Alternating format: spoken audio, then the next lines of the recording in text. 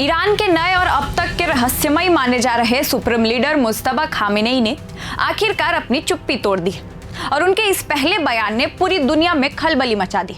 ईरानी media और आधिकारिक सूत्रों के मुताबिक अली लारिजानी की हत्या के बाद मुज्तबा खामेनेई ने सीधे तौर पर इजराइल और अमेरिका को चेतावनी देते हुए कहा कि अब खून का हिसाब खून से लिया जाएगा। उनका यह बयान ऐसे समय में आया है जब मिडिल ईस्ट में जंग को 19 दिन बीत चुके हैं और हालात पूरी तरह काबू से बाहर होते दिख रहे। विशेषज्ञों का मानना है कि मुज्तबा की यह सख्त भाषा उनके पिता अयतुल्ला अली खामेनेई की याद दिलाती है, जो साफ संकेत है कि ईरान अब आर पार की लड़ाई के मूड में है। इस युद्ध के 19वें दिन ईरान ने अपनी सबसे घातक मिसाइल हज कासिम के जखीरे को खोल दिया है। IRGC द्वारा किए गए आधिकारिक वीडियो और तकनीकी रिपोर्ट्स के मुताबिक ईरान ने पहली बार इस advance medium range ballistic missile का इस्तेमाल किया है। यह मिसाइल ठोस ईंधन से चलती है और इसकी रेंज 1400 किलोमीटर से ज्यादा है। और सबसे डरावनी बात यह है कि इसे खास तौर पर इजराइल के आयरन डोम और अमेरिका के पैट्रियट जैसे एयर डिफेंस सिस्टम को चकमा देने के लिए डिजाइन किया गया।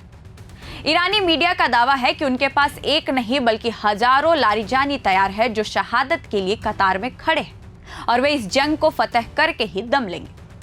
जंग के इसी माहौल के बीच तुर्की से एक ऐसी खबर आई है जिसने अमेरिका के रणनीतिक समीकरण को बिगाड़ दिया।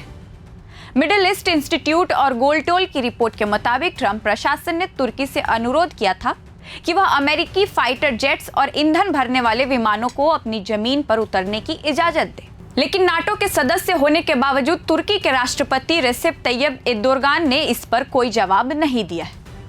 अंकारा की यह चुप्पी वॉशिंगटन के लिए एक बहुत बड़ा झटका माना जा रहा है। तुर्की अच्छी तरह जानता है कि अगर उसने अमेरिका का साथ दिया तो वह सीधे ईरान के निशाने पर आ जाएगा। तुर्की फिलहाल खुद को इस आग से दूर रखकर मध्यस्थता की कोशिश कर रहा है। सूत्रों के अनुसार तुर्की ने ओमान के साथ मिलकर ईरान को एक शांति प्रस्ताव भी भेजा था, लेकिन ईरान के नए सुप्रीम लीडर मुज्तबा खामेनेई ने इसे सिरे से खारिज कर दिया। इसे साफ पता चलता है कि फिलहाल बातचीत के तो सारे रास्ते बंद हो चुके।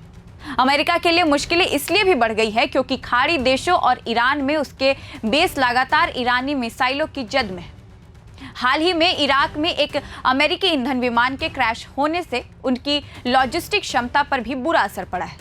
ईरान की सुप्रीम नेशनल सिक्योरिटी काउंसिल के चीफ अली लारिजानी की मौत को ईरान अपनी पीठ पे छुरा घोंपने जैसा मान रहा है। ईरानी मीडिया के हवाले से खबर है कि ईरान इस लड़ाई को कुद्स की आखिरी जंग मान रहा है और इसके लिए वह बड़ी से बड़ी कुर्बानी देने को तैयार है। मुज्तबा खामेनेई, जो सुप्रीम लीडर बनने के बाद से अब तक सार्वजनिक जीवन से गायब थे, उनके इस अचानक आए आक्रामक बयान से यह संदेश दे दिया है कि ईरान की सत्ता पूरी तरह सक्रिय है और किसी भी बड़े हमले का जवाब देने के लिए तैयार खड़ी।